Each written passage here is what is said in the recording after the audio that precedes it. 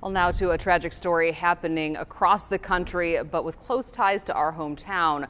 A 32-year-old father is wanted for murder after his 3 daughters were found dead today in Washington state. Yeah, tough one. Today we're learning the man does have ties to Wisconsin.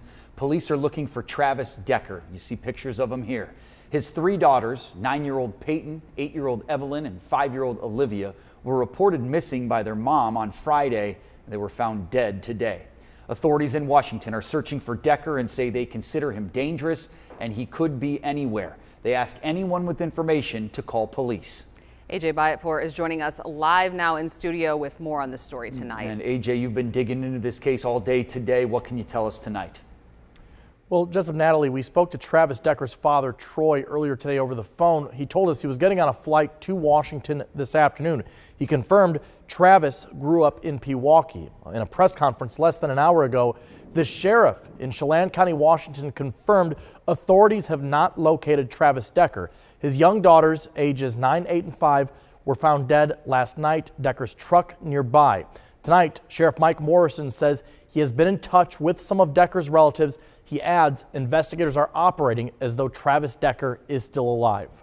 We will not rest until Travis is located. Travis, if you're listening, this is your opportunity to turn yourself in. Do the right thing, do what you need to do, and take accountability for your actions.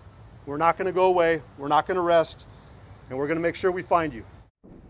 Earlier this afternoon, we were able to pull through the Pewaukee High School yearbooks and look through the ones specifically from 2008 and 2009. Those show Travis was on the football and wrestling teams during his sophomore and junior years. In fact, the wrestling pages highlighted Travis's accomplishments in the team and individual state tournaments. Travis's father told us earlier today his son served in Afghanistan and struggled with mental health in recent years. Travis's ex-wife, Whitney, spoke to our sister station in Seattle before the horrific discovery. Her 3 young girls were dead. She also described Travis becoming less stable over time, but even then, she did not think this outcome was a possibility.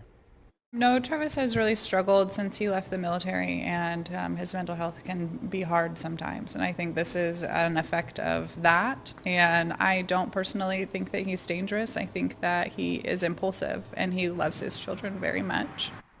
We found a house in Pewaukee that records indicate once belonged to the Decker family. We knocked on the neighbor's door, but no one responded. Court records in Washington state related to Travis Decker's divorce indicate Whitney was not worried about Travis being any kind of threat at first. However, last September, she did request that Travis be evaluated for anger management. Because Travis was homeless and living either at an armory or out of his truck, she had also pushed to have his visitation hours limited, and that was granted. Even after he did not return with the girls Friday night, police in Wenatchee did not think they were in danger. They did not issue an Amber Alert because, as they outlined in the press conference, those are reserved for cases for when children are believed to be facing an immediate threat of bodily harm or death. And state authorities in Washington, until yesterday, did not think that was the case. So many sad details coming out about this case today, and you were able to also get some information about some further details from Washington. Yeah, late this afternoon, our sister station in Seattle was able to pull some court records, and there is some disturbing information that came out of that. Based on those records, investigators believe that the 3 girls all died from asphyxiation. Those records also state that investigators used cell phone records to track Travis Decker's movements in previous days, and Thursday, the day before he picked them up for that final visitation, he was in the area where their bodies were found. So that leads investigators to believe this may have been premeditated.